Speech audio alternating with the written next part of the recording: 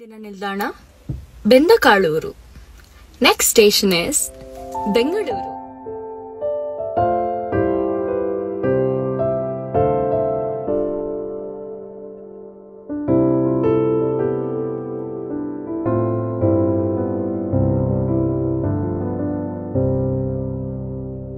கண்மணி அன்போடு காதலன் நான் எழுதும் கடிதமே, பொன்மணி உன் வீட்டில் சௌக்கியமா, நான் எங்கு சௌக்கியமே. உன்னை எண்ணி பார்க்கையில் கவிதை சுட்டுது, அதை எழுத நினைக்கையில் வார்த்தை முட்டுது.